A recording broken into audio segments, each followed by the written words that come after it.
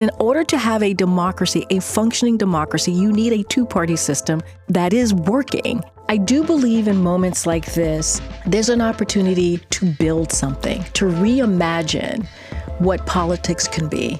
But that means you have to get involved. You saw no reason to question the former president's mental acuity, his fitness for the job. I stand by that 110%. For almost 3 years, Karine Jean-Pierre served as White House press secretary, meaning she was the face and voice of the Biden-Harris administration. In a new book, Jean-Pierre argues that Democrats knew what was coming ahead of their defeat in the 2024 elections, and not only didn't do enough to stop it, but also helped it along by being disloyal, shambolic, and insufficiently committed to its stated values. This led her to ask herself if this was still the party for her. Her answer? No. Jean-Pierre says she no longer identifies as a Democrat. The title of her new book and her new political stance is Independent. You open the book with your experience behind the scenes of the June 2024 presidential debate, a date that's, seared into a lot of people's memory.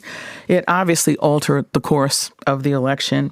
And it was there that questions around then President Biden's kind of health and mental acuity really seemed to take off. So tell us a little bit about what you saw behind the scenes. So what I saw behind the scene on that day, being in the staff hold room, the senior staff hold room for the debate, and I had not, just to step back for a little bit there, I had not seen the president because he had been in debate prep and it was on the political side. I was not involved in the campaign in any way. I was not involved in that process. So I hadn't really seen him until that day. I may have seen him the day before, but I can't quite remember. So when we were flying from wherever we started our departure into Atlanta, I hadn't even seen him really on the plane on Air Force One. I gave him his space. Other senior staff senior advisors were on the plane. He was there with his campaign team as well as myself. So I kind of gave him some space. So the first time I actually heard him speak was at the debate while he was debating. So when I heard his voice, I thought to myself, something's wrong, right? He was hoarse. He sounded sick. He kind of looked not like he was sick. So I thought to myself, something is up. Is it a cold? What is it? And right away, I started hearing from reporters who were texting. They were like, is he sick? Does he have COVID? And so I was responding to reporters, trying to respond to them in real time. And I was getting, information from the team and the senior team in the room. And they were saying, no, they tested him for COVID. He doesn't have COVID. He has a cold. And that was my first kind of reaction, and what I saw was what everybody else saw in the country, actually, when he opened his mouth and started to speak. And so what I started thinking from that moment beyond that was, oh, goodness, this is what it's going to be used, for everything that I've been pushing back on and answering, which is his age, is he fit? Like automatically, anytime he would sneeze or have a runny nose or something would happen, that would be where the questions would go in the press briefing room. Well, you seem to say that you were waiting for it in a way. I mean, you say in the book they were waiting for something, talking about the journalists, they were waiting for something to happen because they were looking for something to happen, and their debate performance became their proof. But that suggests to me that you did know that those questions were swirling. Oh, yeah. But just think about it, Michelle. For majority of the time that I was White House press secretary, the questions I primarily got in the briefing room was about the president's age. Mm-hmm. That was the concept, because there was always a polling that we needed to respond to, right? And they were always pointing to this happening or that happening. And here's the thing. I want to be very clear about this is the freedom of the press is something that's incredibly important to me and was important to the administration.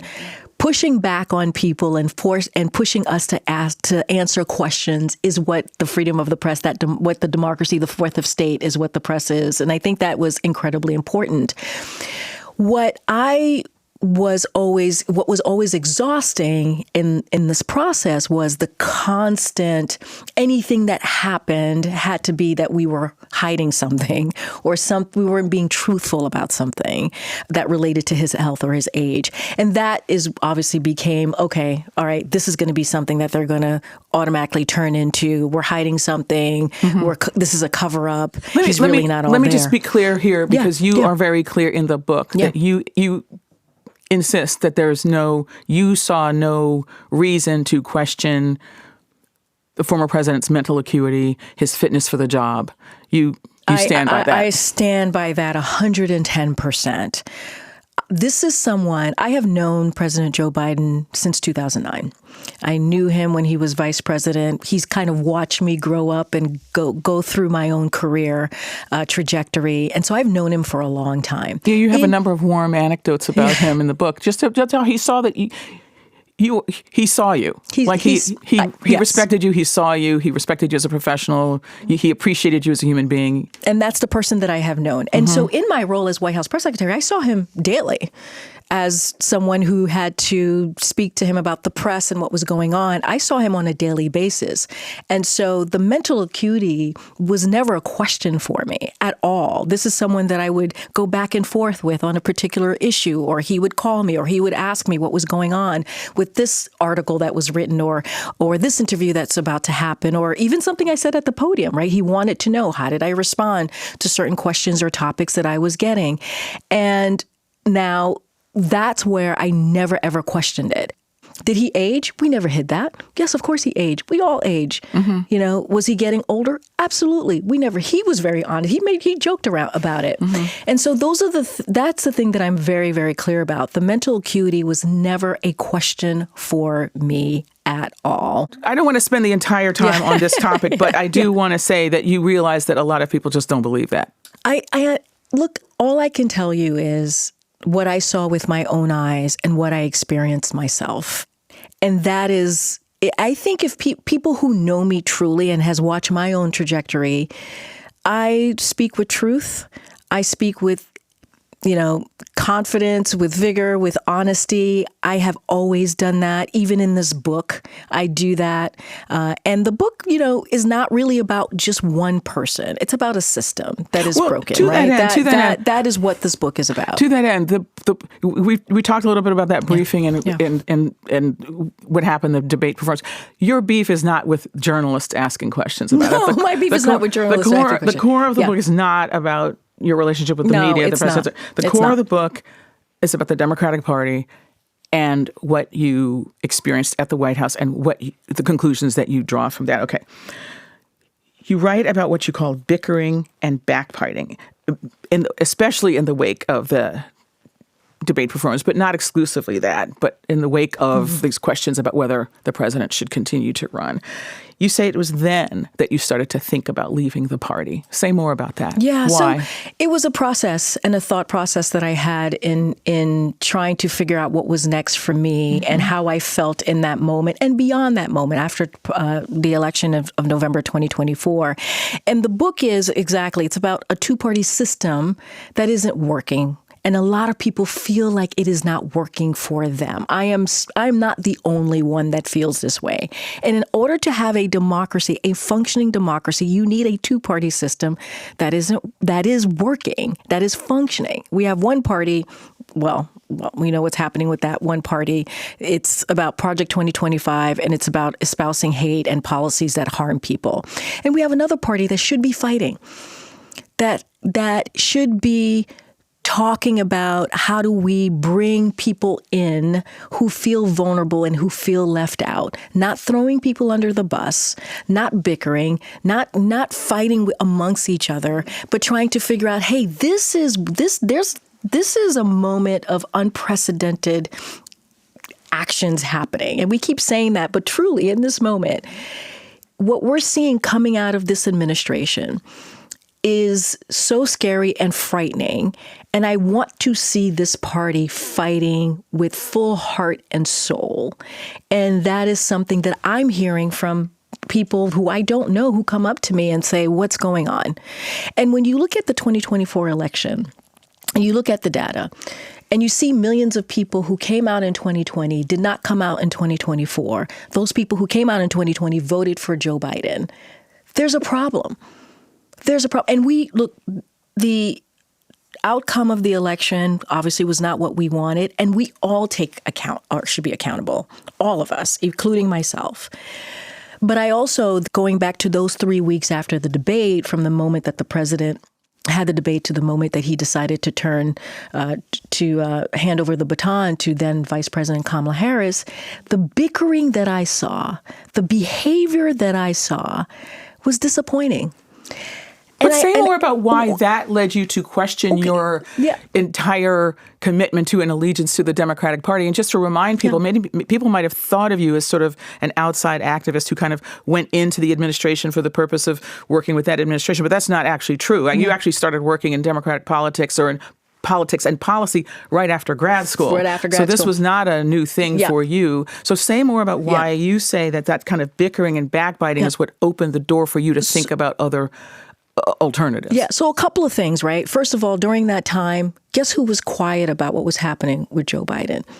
Donald Trump. If you could quiet him, and the Republicans were like, okay, what's happening over here? Okay, we're not going to say anything about this. There was like one moment, I believe, where Donald Trump was on the golf course and someone captured him on an iPhone, and they asked him about what was happening with Joe Biden. He was shocked himself. He was like, wow, what they're doing to him, it's insane. I'm paraphrasing, obviously. And so when you could keep quiet the Republican Party and the leadership of the Republican Party during these 3 weeks on what is happening with Joe Biden, that should tell you what you're doing is not right, right? And Joe Biden, to me, was somebody who had given more than 50 years of service. And objectively, this is not my opinion, objectively had a very successful 4 years. And here we are on the cusp of an election of a lifetime that we all need to get behind our person and get through it. And they couldn't do it. They couldn't do that. Republicans are able to do it. They were able to get behind their guy, however flawed their guy is. And they say, yep, this is our guy. With all the flaws and everything, this is our guy. And we weren't able to do it. By that, you mean like, for example, the former Speaker of the House, Nancy Pelosi, sort of letting it be known that she was concerned, or the major donor, the celebrity actor, George Clooney, and this piece in the New York Times. Is that what you're talking about? All of it. And I talk about that in the book. And not only that, when he decides, okay, you know what? All of that's happening, from my debate performance from Democrats has really dragging down this party that I care about.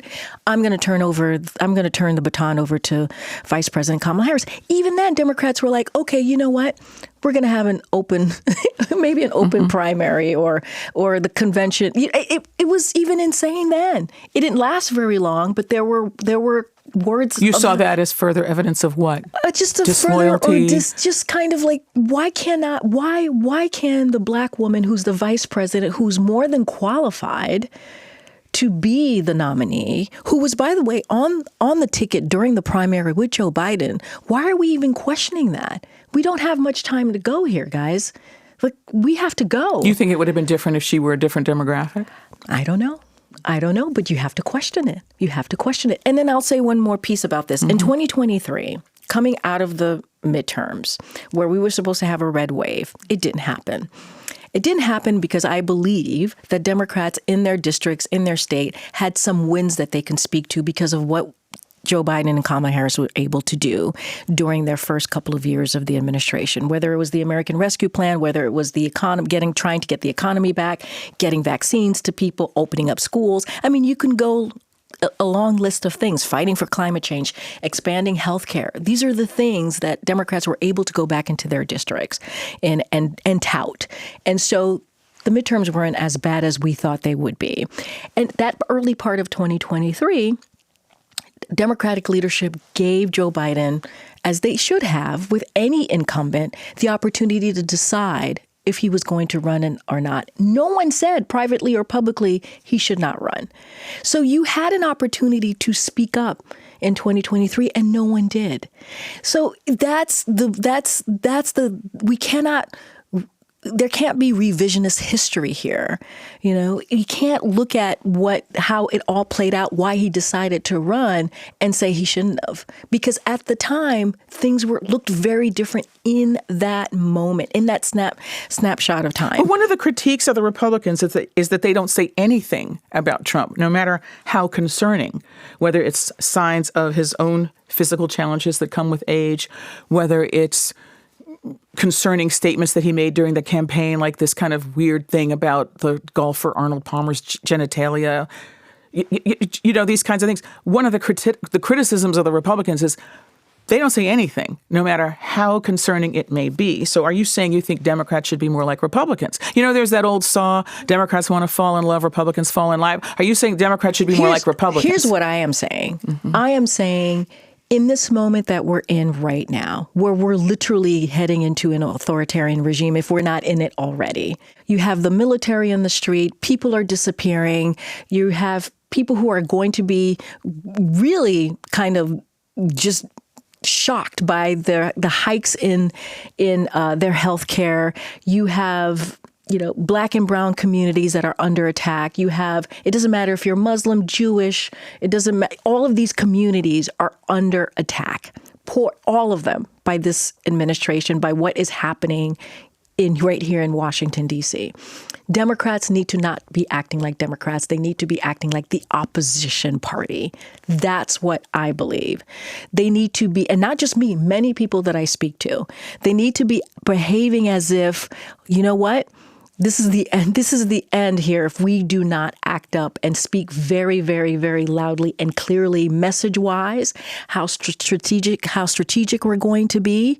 And I want to see more. And I could lay out some things that I want to see. Well, in a minute, though. But how do you separate? Yeah. We will get to that in a minute, because you do have thoughts in the book about the direction you want people to take, both individually and organizationally. Okay, but how do you separate good faith critique from what you call kind of backbiting and bickering? I mean, why couldn't people like George Clooney or former Speaker Nancy Pelosi say that they're doing exactly what you're doing, is they're offering good faith critique out of the sense that this matters and that this is the course that needs to be followed? I think because it was a takedown. It was an opportunity to embarrass someone. That's what it looked like at the time. It was, okay, you're not going to decide to drop out on your own. We're going to have a campaign that's going to embarrass you. That's what it looked like to me at the time. And that's what it felt like. And what about now? Now that you've had some distance from it? That was the cruelty of it all. I mean, I wrote about it, so I still felt that was exactly what it was. And again, objectively looking at his record, looking at what he was able to do, and some people have said, and I believe this, he was able to accomplish more in one term than most presidents were able to do in two.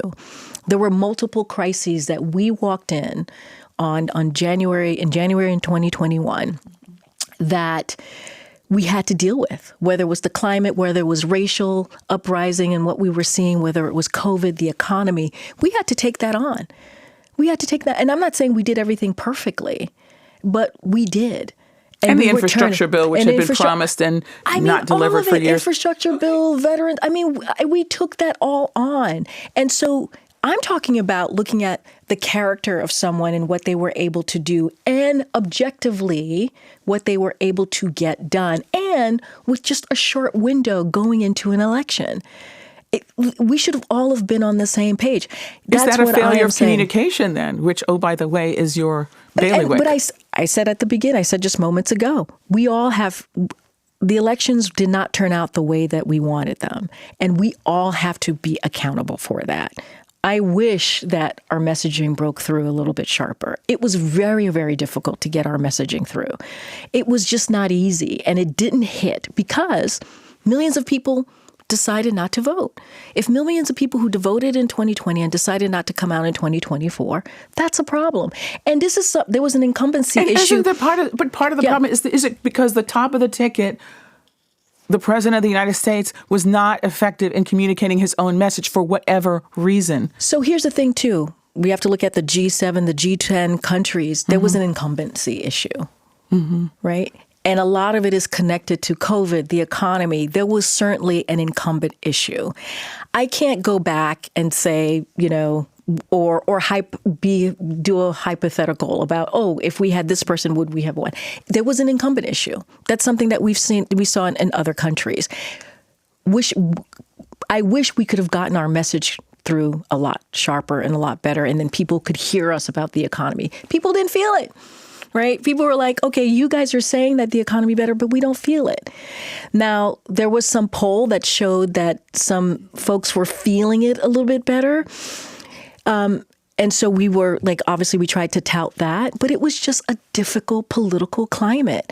And this is why I talk about the system. This is why I talk about a broken system. This is why I try to lay a roadmap in the book on how do we move forward. And yes, I used that 3 weeks. I used the election as a way to tell a story for how do we move forward in this time. And one of the reasons, too, I decided to become an independent and write this book, honestly, is to start this conversation.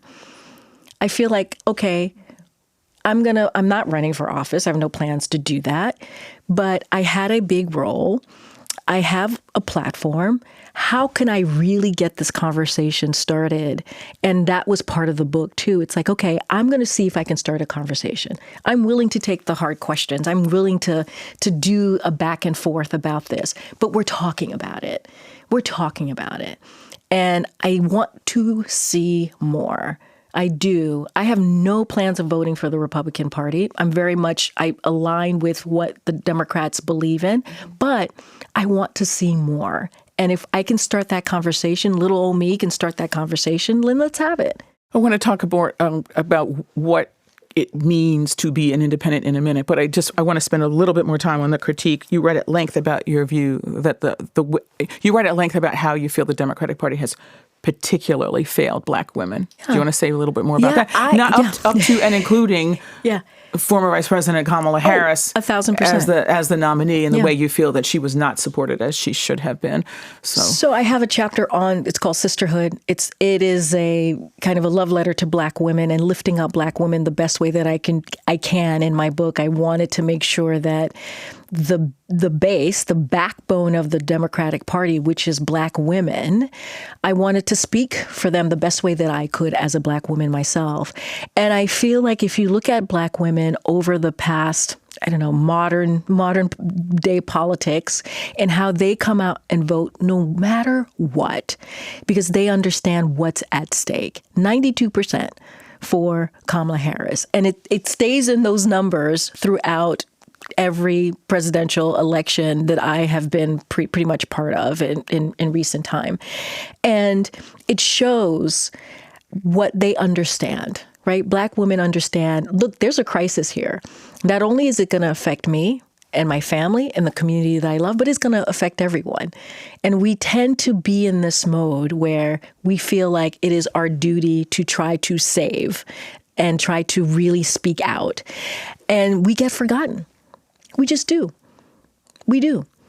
And one of the things that I respected from the Biden-Harris administration is we didn't forget them. After 2020, we tried not to forget them. And you see that in how we made sure Black women's voices were everywhere within the administration. Historic picks, you have Ketanji Brown Jackson, you have Kamala Harris herself, you have myself, you have people in really powerful positions that are at the table. And that was something that was purposeful. We did not want to forget them. There are those who would argue that if you really had wanted to, if the administration had really wanted to institutionalize this, then the thing to do would have been to put their shoulder to the wheel around voting rights. Because all of these appointments are gone, except for, of course, the Supreme Court justice and the voting rights, given all the other things that had to be dealt with, like COVID, the economy, et cetera, that voting rights would have created the structural framework there. And that's something that we tried on the legislative side of things. One thing that the president did the first week was to strengthen voting from the federal level. And we did that. He took an executive action to make sure that in every way possible, we made voting accessible and easier for Americans. Which is now moot. And it is moot. This is why elections have consequences. This is why elections have consequences. One other thing you write about, which I really found was interesting, is like the snippety sniping directed at you. Apparently, there were people who felt you weren't very good at your job. They said you were too wooden at briefings, that you didn't really understand policy. How do you understand those critiques now that you have some distance from it? Well, look, in the moment, I was quiet. I didn't defend myself in the moment because I didn't want to meet people at that level. I didn't want to show that, look, folks are living rent-free in my brain and I'm going to go after them. I didn't want to do that. I was focused on the job, focused on a job that I was honored and privileged to have had, which is the White House press secretary, because the president believed that I can do this But what job. do you think was the driver of it? I mean, I got to say, as a former White House correspondent myself, I don't recall reading those things about some of your predecessors in the job. And I appreciate just wonder that. I'm glad whether, that you're saying that. But I don't, what do you think? I think that, and I talk about this in the book, look, I wanted to be mindful because I think people should get to their own conclusions. What I can do is state facts, which is no one has ever looked like me that has been at that podium standing behind that lectern. I was different than every other person that had that position, as you just stated. I was number 35. And when we are firsts, and this is common, I think, for anybody who has been a first, you are critiqued and looked at differently because people already don't think you belong there in that position. So you have to work better, do better, look better. You have to do all of the things at a 10 plus, at an A plus. That's not really realistic, but you have to do it. And you can mispronounce one word and it's like, oh boy, you're dumb. You're dumb, right? And that was kind of the experience that I had. And look, I had a job that was coveted. A friend of mine used to joke around and say there are two positions in the White House that people fight for and kill for: my job and the person who's the body person for the president of the United States, because they see it as sexy, really, whatever, important jobs. And so we used to joke about that. And people wanted my job. And the people who wanted my job didn't think I deserved the job for whatever reasons, right? And so that is the thing that I understood as a Black woman walking in this skin my whole entire life, that things are just different for me, for people who look like me. They always will be. And I've always had to work a little bit harder. But what's interesting too, though, is that, but you were a celebrity in ways that prior press secretaries I don't know were. Like, I don't remember anybody taking selfies with Marlon Fitzwater when I was there, or Mike McCurry for that. Maybe they did. I mean, obviously the little phones didn't exist then, but I'm just saying, you are a public figure in ways that perhaps you meant something to people in ways that perhaps others don't. You talk about it in the book, people wanting to take, even, Republicans or self-identified Trump supporters wanted to take pictures with you and their daughters, at the CVS. And I just think that's interesting. I think times have changed, right? Mm-hmm. I think celebrity, the way people look at celebrity has changed. I think social media has changed. Having access to people has changed. Those are very much different times, right? Now, even if a broadcast or cable network doesn't show a briefing, you'll see it on social media. It'll go viral on social media, whatever happened in the briefing room, very quickly before anything that happens on TV. And so it's just a difference of how people see celebrity and how much access people have of you. I think back then, talking about Marlon, they were not on camera at the top. It was what they called a spray. They would take a picture at the top and then the cameras would go away. Exactly. And if you weren't tuned in and really focused on the politics of D.C. and what was happening in the administration, you would miss them. Mm-hmm. So I think just things have changed and people are perceived very differently. And again, I look very different than the last 34 White House press secretaries before me. So I stick out. It's very hard even today for me to go somewhere and not be recognized. And people are just kind of like, you look familiar, because I spent 30 seconds or 20 seconds on people's TVs every night if they were watching the news. But do you see what you experienced as part of a sort of a broader metaphor for what you see as the problem with the Democratic Party? Do you see it as, is it like people wanted my job so they were mean about it or whatever, snippety sniping? Yeah. Or do you see it as sort of as part of this larger metaphor of Democrats want to make change, but they don't really know what to do when they actually get it? I think it is part of a larger metaphor. Absolutely. And I don't want to, I don't want to look at it as like, boo-hoo, I'm upset because people were mean to me. I mean, it's not, I want to be really clear. It is part of a larger issue. And the issue is? Well, you have, again, the African-American women who are the backbone of the Democratic Party who tend to be forgotten, right? And I think what tends to happen and what I hear from other people is that the Democratic Party sometimes get a little bit complacent, right? They're like, oh, we have this group. We don't have to worry about this group. Let's worry about this other group, right? Let's worry about all of these other people who are not really voting for them, but they want to gain them. If you think about it, look, the last 30, 60 days of an election, who do both parties focus on? Independents. That's who they fight for. They fight to get, because they both believe, oh, we have these different constituencies in the bag. I do want to go back to the question that you asked me really previously. I do believe, and I want to be very clear about this, that I meant a lot to people because of the communities that I represented. And they felt seen when they saw me at the podium behind that lectern, whether it was women of color, Black women, queer community, LGBTQ community, immigrant. They felt seen. And that mattered to me. And that was important. And that's why I tried to conduct myself in the way that I did, by not bickering, by not going after people in the press, by not, I really tried to carry myself in the best way that I could, because I was representing Joe Biden, but also I was representing all of these communities. And that mattered to me. That did. Are you at peace about it now? Oh, yeah, I am. As I stated before, no one is living rent-free in my head right now. And I wouldn't let them, and I'm living my life. And, I wrote this book because I truly believe in what I'm saying, and I want to start a conversation. I'm not looking for a fight with Democrats or Republicans. I'm looking to... I'm looking to have a conversation. Okay, so let's have that conversation. Yeah. What does identifying as an independent look like? How does you other people identifying as an independent solve the problem that you have identified? Right. Look, for me, I'm not telling people, hey, you go become an independent. That's not my role. I am, again, focusing on the two-party system, how it's not working. I think there is something broken, and people would say to me, it's been broken for a while.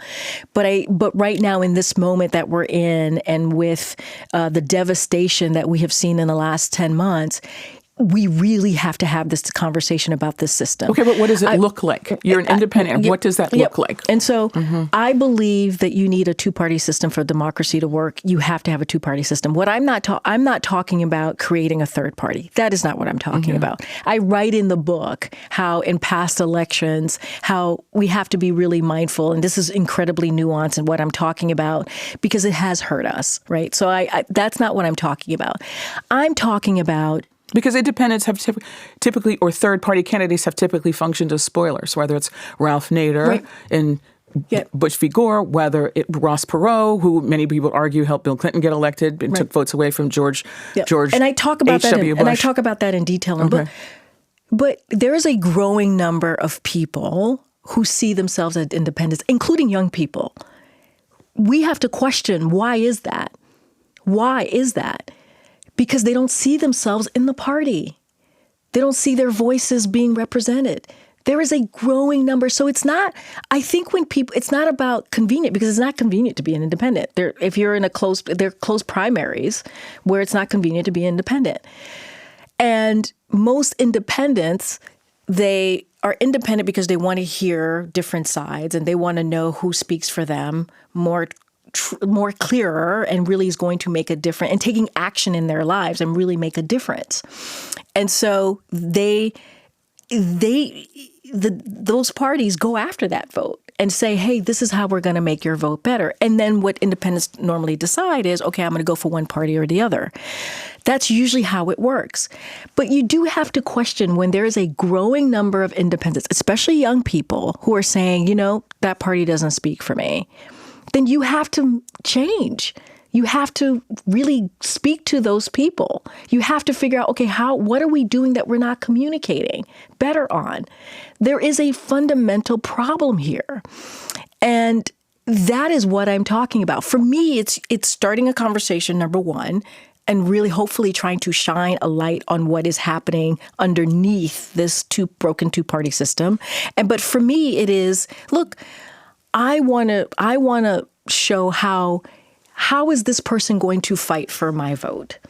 I'm not an automatic, okay, you got this vote. I want you, just like what you would do in any other election where you would fight for that independent vote. You got to fight for my vote. You have to. Politics is the means by which government actually happens.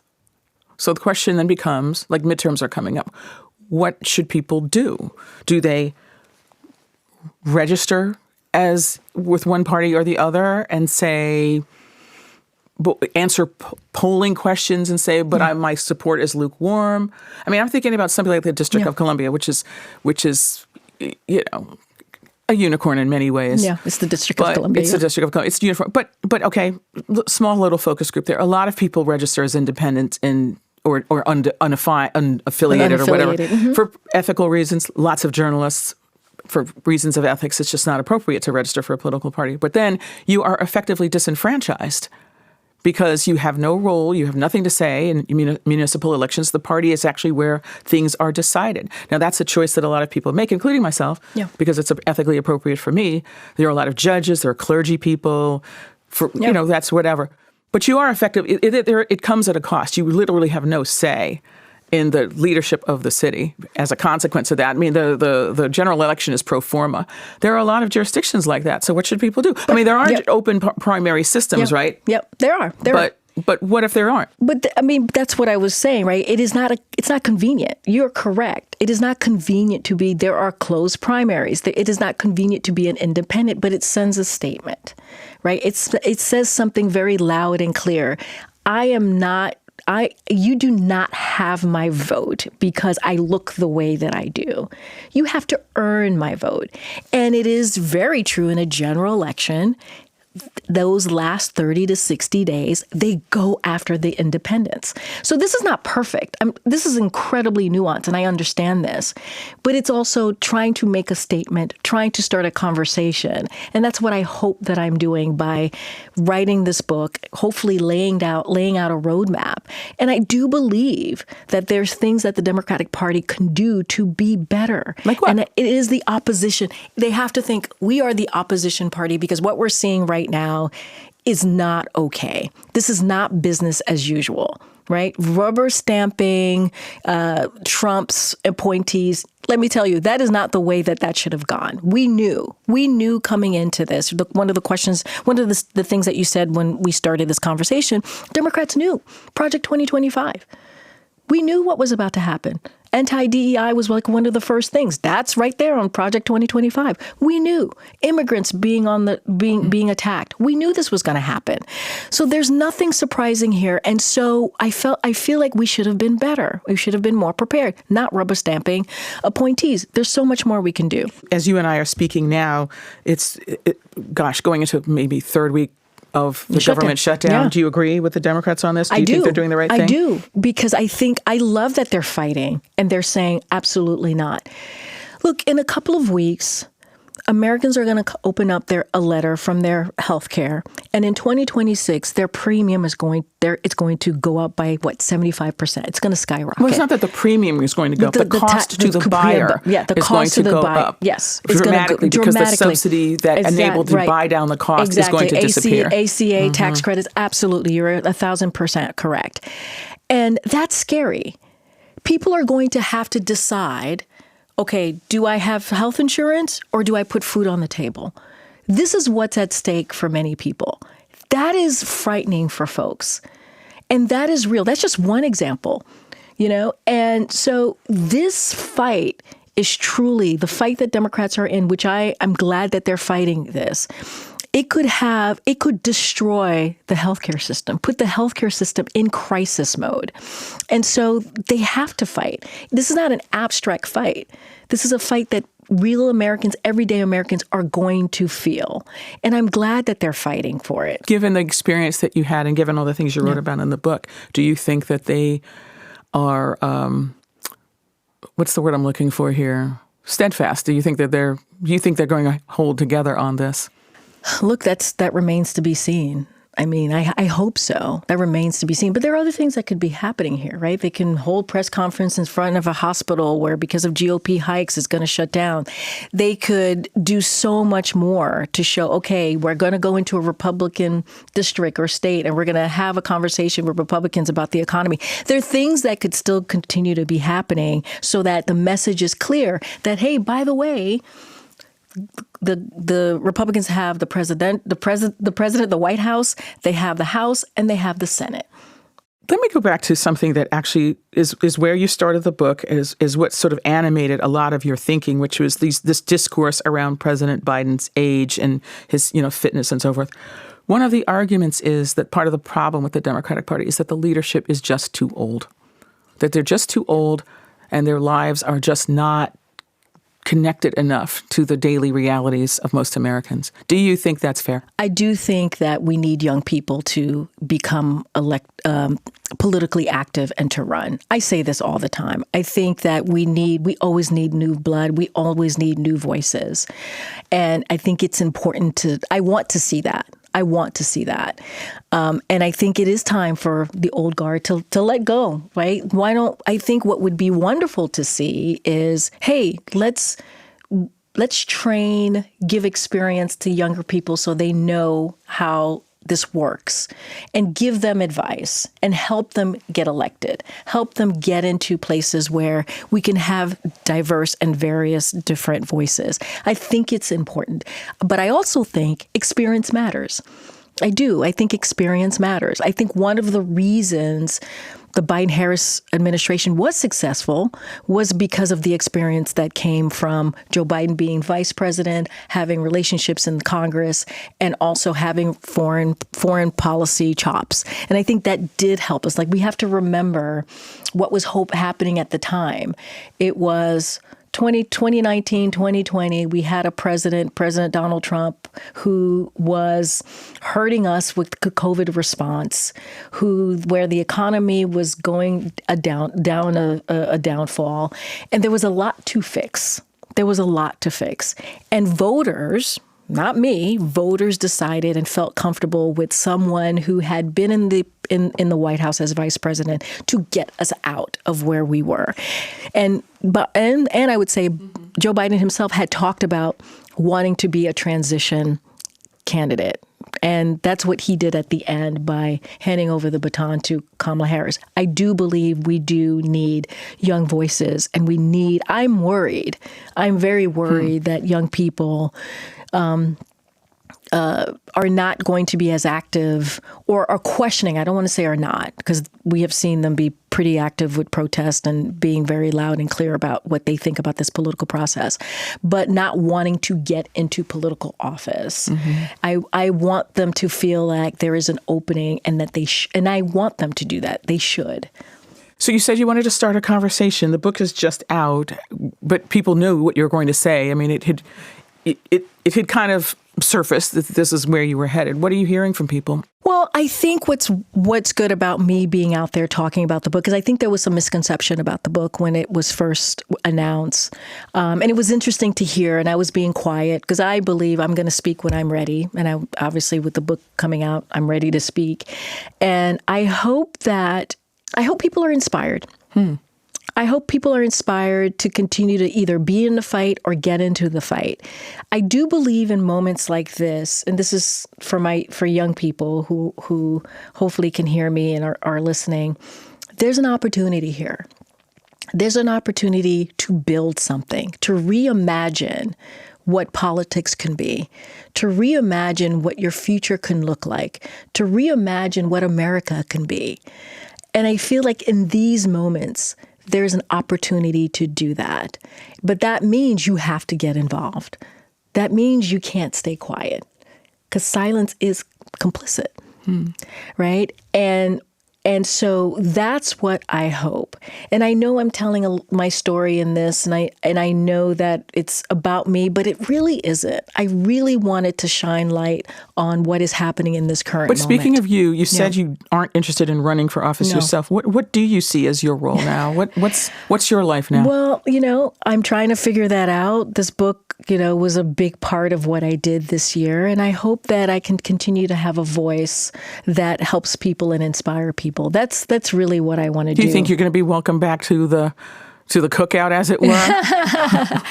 Well, I think if you know who I am at my core, I'm pretty straightforward. I don't think there's anything all that complicated about me and who I am, especially my trajectory. I've always had an independent streak, an independent spirit. I think you kind of have to if you're a first, or you're breaking, glass ceilings, or you're in a room where there aren't people who look like you. I think you have to have that independent streak. So I don't think it's all that shocking, all that surprising, to be quite honest, if you know who I am. I believe it. I've always believed it doesn't bother me if I'm not invited into rooms or cook. It's never something that I aspire to. That's not who I am. What I want to do is continue to inspire young people. What I want to do is continuing to be a voice for people who want to listen or feel like I have a space, a space to occupy. And I'm going to do that. I'm not going to shy away from it. People come up to me all the time, which is one of the reasons I wrote this book, all the time, and want to have and say, what should we be doing? What's happening? I'm scared. I've had people who come up to me crying, strangers. And I've had people say, look, we want to hear. We heard you for 2.5 years, or even longer if you've followed my career. We want to know what you have to say. That's the book Independent. That's what I have to say. This is what I'm sharing. Karine Jean-Pierre is the author of Independent, a look inside a broken White House outside the party lines. Karine Jean-Pierre, thanks so much for talking with us. Thank you, Michelle. I appreciate it.